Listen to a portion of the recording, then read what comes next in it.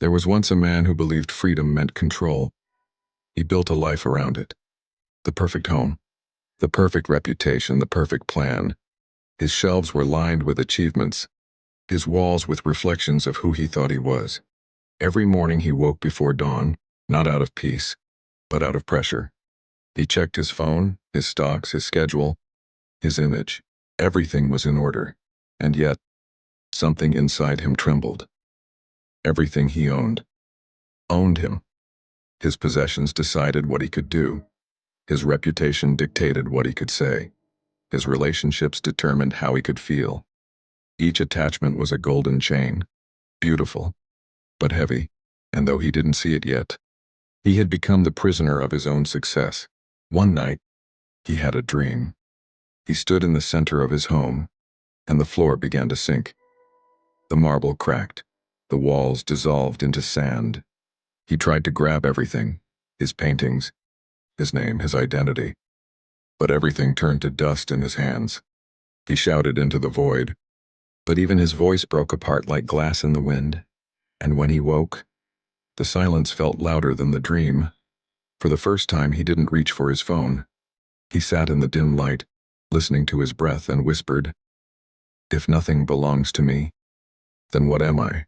The next morning he walked outside barefoot for the first time in years. The earth was cool, the air alive. He looked around, and everything moved. Clouds forming, leaves falling, people passing by. Each moment was dying and being born again. He realized, nothing stays. The trees that once gave fruit now stood bare. The birds that once sang were silent. Even the lines on his own hands had changed since yesterday. He felt both fear and awe. Fear, because nothing he had could let it awe, because if nothing was fixed, then everything was possible. He saw how much of his life was built around clinging, to wealth, to reputation, to certainty, to love itself. He began to understand that it wasn't the loss of things that caused suffering. It was the refusal to let them go. At a cafe, he watched people scrolling endlessly, chasing moments they couldn't keep, and he saw himself in them. He realized he had been living not as a man, but as a shadow defending an illusion of permanence. That night, he wrote one sentence in his journal: "Everything changes, except the one who sees the change." Weeks passed. The man began to simplify. He sold what he didn't need, forgave what he couldn't control, and sat quietly each morning. At first, his mind fought back. Memories attacked like ghosts. His thoughts raced, demanding attention. What about tomorrow? What if it all falls apart? But slowly something shifted. The noise softened. The gaps between thoughts grew wider, like cracks in a wall, letting light through, and in that stillness, he saw. His mind was like a mirror and always reflecting, never damaged. It could hold pain without breaking. It could hold joy without clinging. He began to notice a strange freedom.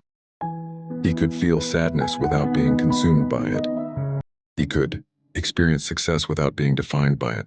He realized he was not his thoughts, nor his possessions, nor even his body. He was the awareness behind them all, the space in which life unfolded.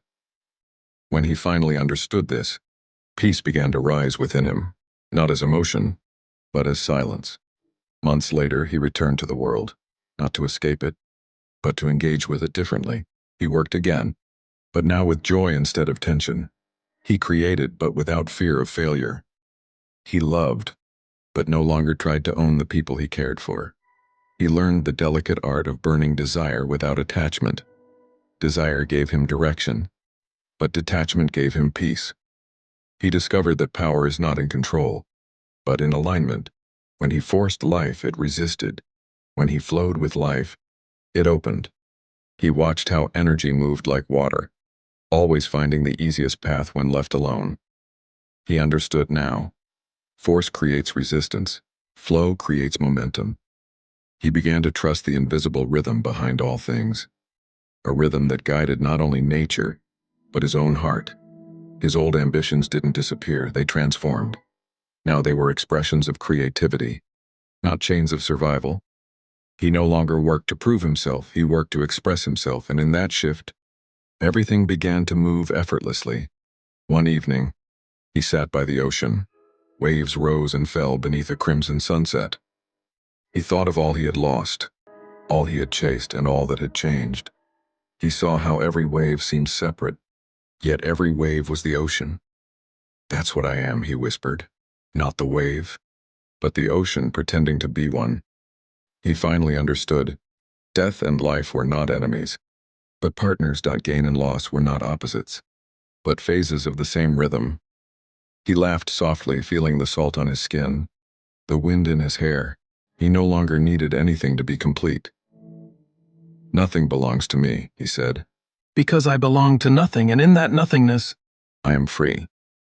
As the sun disappeared, he closed his eyes for the first time.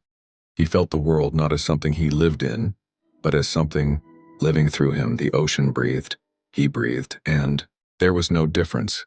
Everything you need for fulfillment already exists within awareness itself. The search ends where it began, in the recognition of what you have never not been. You are the changeless witness of all change, the formless essence of all forms, the sky behind every storm, the ocean beneath every wave. When even the seeker dissolves, what remains is pure being, free, whole, and complete, exactly as it is. Thank you for watching. Like, subscribe, and comment.